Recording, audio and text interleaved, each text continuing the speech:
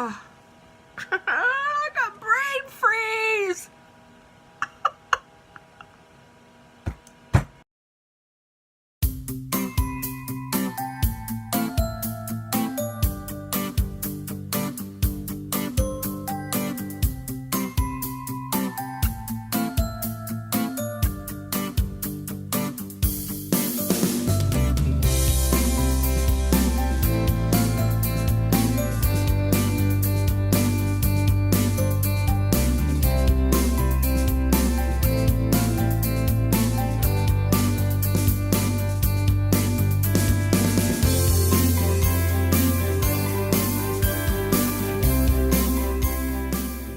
Hey y'all, it has been a hot minute since I sat in front of a camera. I got back from vacation Monday night. I call it vacation because I wasn't here because I traveled somewhere. It was not vacation. My dad fell. He's good. There was kind of like conflicting doctor reports as far as what was going on with him. My mom, it was 2 years ago. 2 years ago, had a stroke. I was real touch and go with her for a hot minute. And I was back and forth quite a bit for that. And she had had a prior stroke.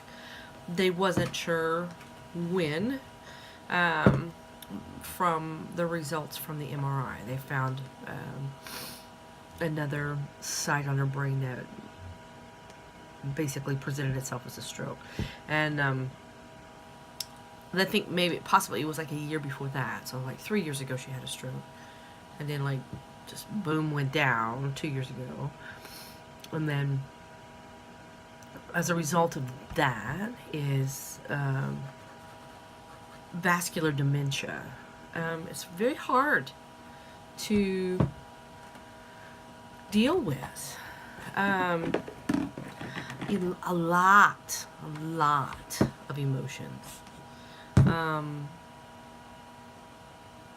On a side note, I had to take Rose to the vet today, so I stood on the scale and I've lost another pound, so I'm celebrating with some sorbet. So my dad does not have the greatest network connection, his internet. It's very akin to DSL. And so I knew going in that I couldn't do a video a day there. Just for the upload speeds. I know I can upload from my phone really fast. But uploading from my phone, I don't get to put my intro and all that fun stuff in there, you know? Stuff that I've kind of gotten used to doing. So, ahead of time, I made all my videos. And then had them uploaded. And then just picked which one I was going to do for the day and upload it. So I was still doing a video a day. I'm emotionally exhausted. I'm physically exhausted. Spiritually spent from being at my parents' Wednesday, Thursday, Friday, Saturday, Sunday, and leaving money. So five and a half days. Really, not even that half day.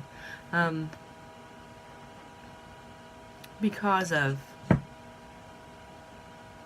just natural aging changes and acceptance. My acceptance of those.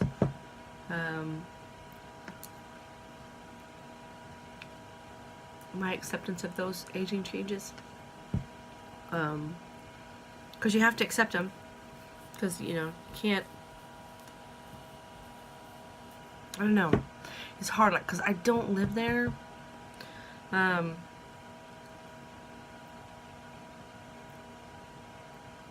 I live 800 miles east of them. My other brother lives, for all intents and purposes, 800 miles west of them. And then my other brother lives right there with them, a couple of miles from them. So as independent as my parents think they are, my middle brother is right there a lot. He's a saint. I don't know, maybe because he deals with it every day. It's just a gradual change for him every day. It's just every day for him. And then like every time I visit, which used to be twice a year, now it's a lot more frequent. It's like a slap in the face every time. Like of cooks. Of just physical changes, mental changes. Even in my dad. Like, my dad was big. He was big. He was... I mean, okay, I'm the youngest. I'm the baby girl. And I have a big connection with my dad more than my mom. I am the true... I am daddy's girl. So my dad was wicked handsome. My dad was a hero. He was my hero. He was big and he was strong and he could do anything. Anything. He played in. He was in a band. He played pickup with Ike and Tina Turner. He played pickup with Starship. He played bass guitar. He played with Minnie Riperton in the Rotary Connection. Look these guys up. My dad played with them. He didn't tour with them, but as they would come through town, if they needed something, musician-wise, they would call my dad, and he would go sit in with them for a night, you know. And it was through like Culp and Number 9, maybe even over in Carbondale, for our little podunk, little nowhereville, a lot of music came through. So my dad was in a band called the Night Owls. They were out of Chicago. They actually made a record called The Hassle. Like, my dad just did all this stuff. He worked wicked hard so he could play just as hard. And all I saw was all this cool stuff that my dad did. But and because of that, he was never home. But he always made time for me.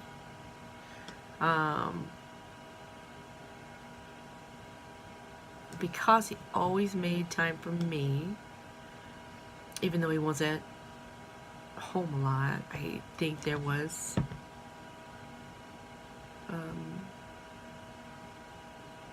tension between me and Mom. Because Dad would go out and play, and Mom would be stuck at home with the kids. I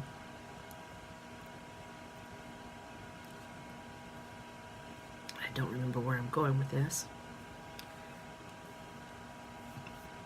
I guess just talking about the aging changes.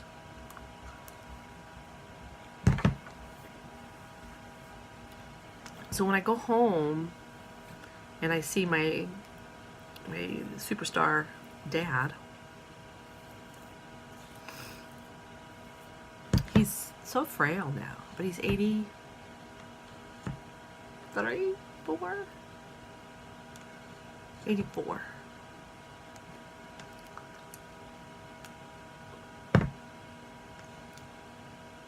He looks like an 84-year-old man, you know? Mom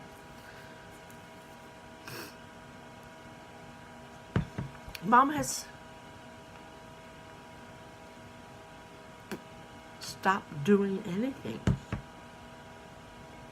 She had her stroke, and it was a struggle.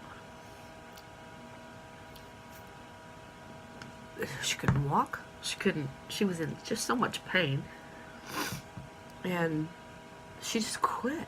Like, Dad would take her up to rehab so she could walk again, and it just became too hard. It just became too hard. And so now, because it's just too hard, she's just quit. And I'm mad. I'm mad at her about that. I don't want her to quit. I want her to keep trying. Because when she goes to rehab and PT and she does her exercises, she's walking. Where before she was dragging a leg, she can pick it up now, but now she's starting to slop a little bit because she doesn't want to go to PT because it's hard, because they expect things from her. It's easier to sit at home and play old poor pitiful me. And I don't get it. I don't get it. Because I want her to want it, you know? Because my mom was like, my mom was beautiful. My mom was Natalie Wood. She was always put together. She always had her face on. Hang on, I can't go anywhere. I gotta put my face on. That's what she used to say. She had this silver hair. Oh my God. If mine would come in silver, like hers, this gorgeous silver hair, and she would wear it long, or she would put it in rollers, and she would have this big, bushy head of curls. And then she'd always pull it back in scarves, or she would wrap her head. She had this style. Like, she would wear things. She would wear things that nobody else would. She would wear big jewelry and big flowing and big awesome. Yeah, she could make anything. She could sew anything. And she was just beautiful. My mom was a movie star, and my dad was a hero. My dad was the Marlboro Man. You can look up all these references because these are old references. So I just don't want her to quit. So I'm dealing with, and you can't talk to her about it. Can't talk to her about it. I've tried, and it's not pretty. About trying to motivate her, because you can't motivate somebody who doesn't want to be motivated. While I was home, normally when I'm home, I'll spend a couple days with my parents and a couple days with Lee. This time, I didn't really get to. I got to have lunch with Lee Friday. I got to see her play. Visit with her for just a hot minute. I mean, a hot minute. And then I got to see her play. And then Saturday, she came down for a couple hours. And that was all I got to see her. I don't like that. I don't like that. I don't like being an hour and a half away from her when I'm at my parents' and not get to spend any time with her. That's just, I was really having a big hissy fit about that deep inside. And while I did get to visit with her a little bit on Saturday, we talked about how hard it is. She gets to see him quite often. She loves them, and oh my God, they love her. They love her. They have a great relationship. So she gets to see it too. But I just don't like, when I'm there, I want everything to be fine with my parents. So I could say, hi Mom, hi Dad, it's great to see you. Love you, gotta go. Because I want to go see my kid. So we got to talk about that for a minute. It's kind of weird having like grown up conversations with your kid. Like, I forget how old I am. We talked about this too. I forget how old I am. She forgets how old she is. So on kind of one level, mentally, where we live, we're like both kind of the same age. So we're like besties there. But then like reality hits in, and she's my daughter and I'm her mother. And then this, the age difference is there. And then you talk about like adult things. Not like she's in high school and we're talking about her boyfriend. I mean, we're talking about like adult things like funeral planning and things like that. And it's like, wow, when did she grow up and become so cool? And just become this neat person that, is living their life and working at her job and paying her bills and doing her things that make her happy, her activities and her hobbies, and living her life, and things that make her happy. So this trip overall was like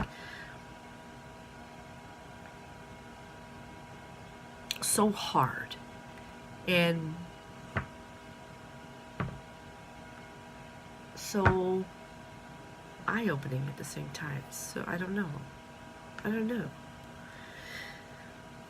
So it's made it hard to come back and get back in the groove.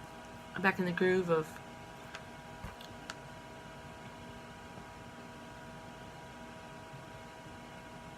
just doing, I don't know, just get back in the groove. I don't know how to say it. Like, I had a good flow going. It was completely disrupted. And I just want to go to bed. Just want to be small. I just want to be small. And it's okay to be small. It's okay to hole up for a day and think about things and mull over things and find truths in things. But then you have to start again. And you have to know that reality and move on into your next day. So that's what I'm doing. Just doing a little chit chat with my sorbet. Telling you about a few days that I was gone and things that happened, and we'll start back up with more angel numbers and more crystals and more how-tos and more funny things, I hope. I just needed to say a few things. So thanks for being there and for listening. Remember,